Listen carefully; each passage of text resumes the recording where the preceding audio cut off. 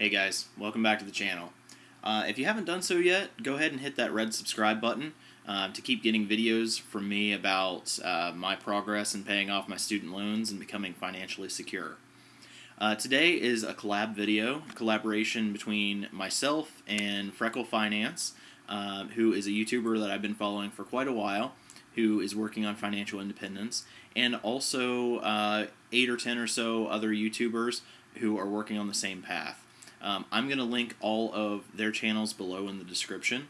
So today's topic is 3 car buying tips and 1 mistake.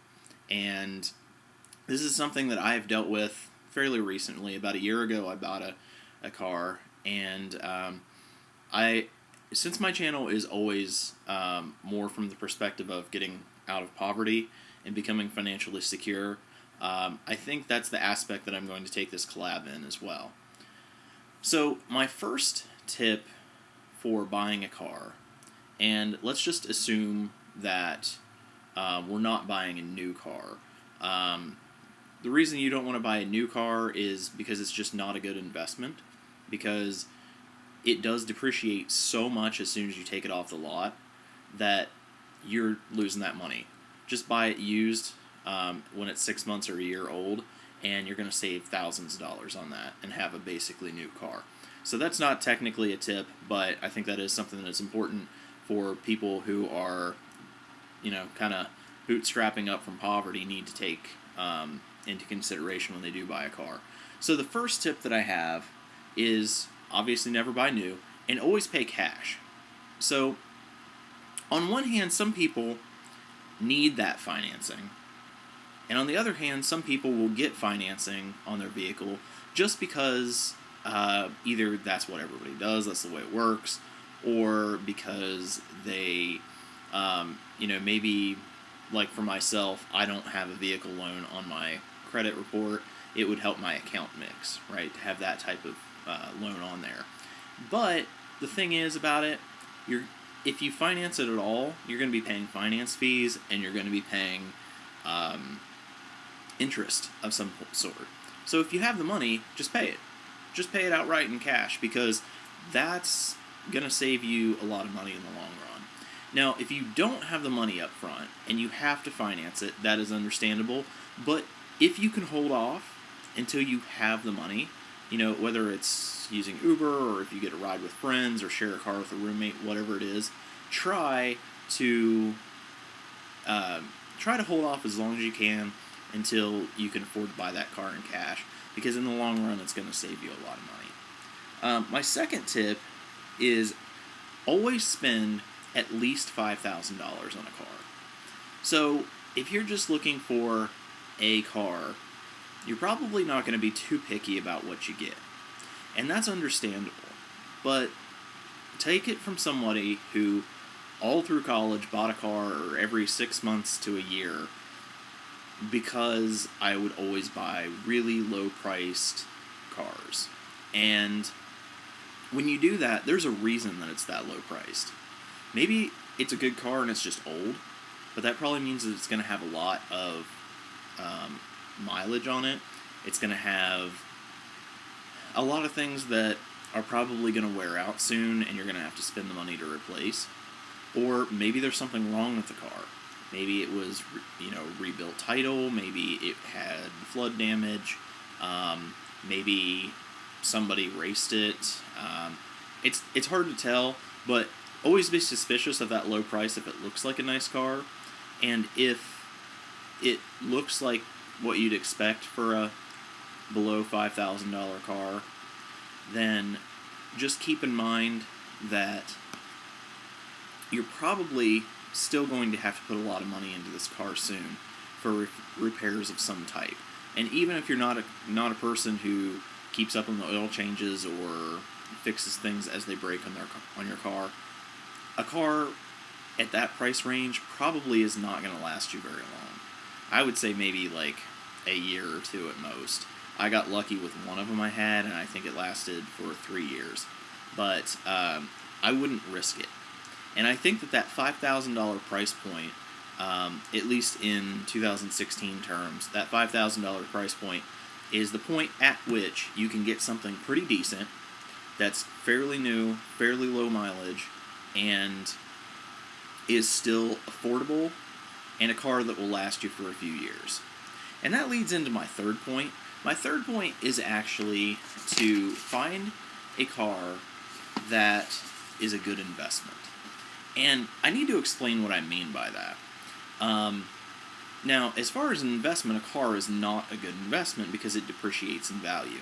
But what I mean is that you're going to be spending money on this item, and you want to make sure that this car is going to give you a lot of value in that it's going to give you transportation and peace of mind for as long as possible.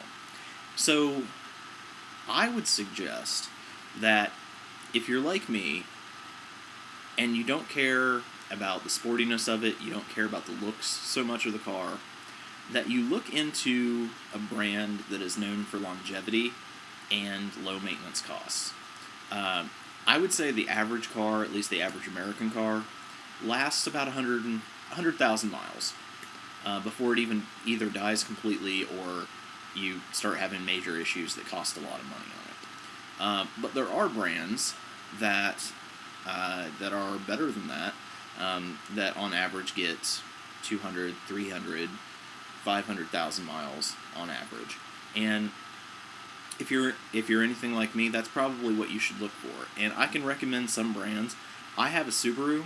I bought my car at 147,000 miles, which is high mileage for any other car, but not for a Subaru. It's not unheard of for them to go 1,000,000 miles. And the maintenance costs aren't that bad. They're a little higher than most cars, but not really that bad. I would also look into Nissan and Toyota. Those are cars that are known, and Honda. Those are cars that are known to go forever. You know, maybe everything inside breaks, maybe the body's rusting apart, but they just keep going. And if you're looking for reliable transportation, something that's going to get you, a lot of miles for as little money as possible, I think those are some brands that you should look into. And I'm sure there are some that I haven't heard of. So if you guys know of any others, go ahead and leave them down in the comments. And if you're interested, I can tell you all about my car buying experience in the past. I've had some definitely good and bad things happen there. So then I have my mistake. And my one mistake that I really think you should avoid is you got to make sure that your paperwork is on point. This is something that may be more specific to me because I'm in Ohio, and Ohio is one of two states that you have to have the title notarized in order to register the car in your name. And for me, a lot of times when I look for a car, I just buy it off Craigslist. Now, you all know the dangers of Craigslist. I'm still alive, so I didn't get murdered or anything. But the thing is, there's all kinds of sketchy stuff that can happen, and that's just the nature of it. But when you're in Ohio and you're buying a car, one of the things that you run into is that you can buy a car from somebody at any time of the day. But if you're anywhere other than like a major city, there are no notaries available 24 hours, and these documents have to be notarized in Ohio. The situation I ran into is I bought my car at about 10 o'clock at night. It was the only time that I had after class, and the guy said, well, I'm just going to go ahead and sign the title, give it to you, and I was a college student. I'm like, all right, cool. It took me almost a year before I found a notary who was willing to notarize that, and I was just lucky that the BMV took it, seeing that the dates were about a year off. It was a nightmare for about a year because I couldn't register my car in my name. I couldn't get legal insurance on it. I couldn't technically register the plates I was using to that car. It was a mess, and it was all because I couldn't get the title notarized.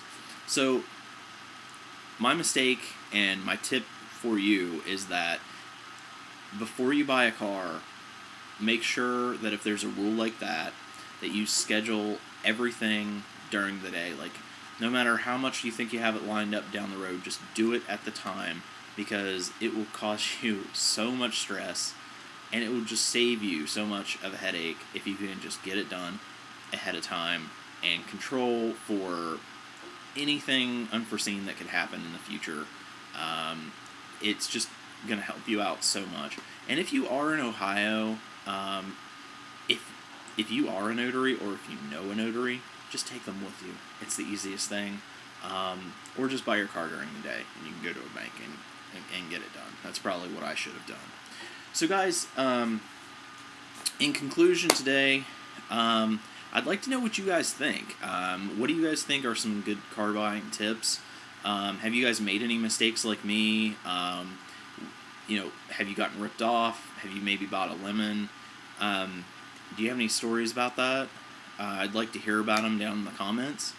Also, for more tips, because I'm sure everybody's going to come up with different ideas, check out the other collaborators that I'm working with for this video. Like I said, there's 8 or 10 people. They're each going to come up with their own 3 tips and tell you about a mistake that they made.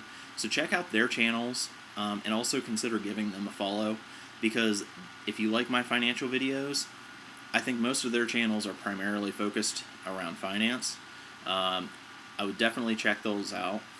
And also, just want to give a shout out again to Freckle Finance for starting this collab.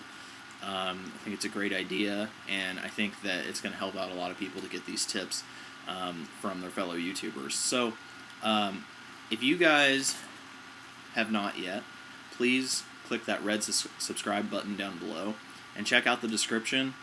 Go ahead and check out the collab video to get more car tips, car buying tips from all of the other people in this collab. Thank you guys. I will have another video for you this weekend. I know I usually post on Sundays.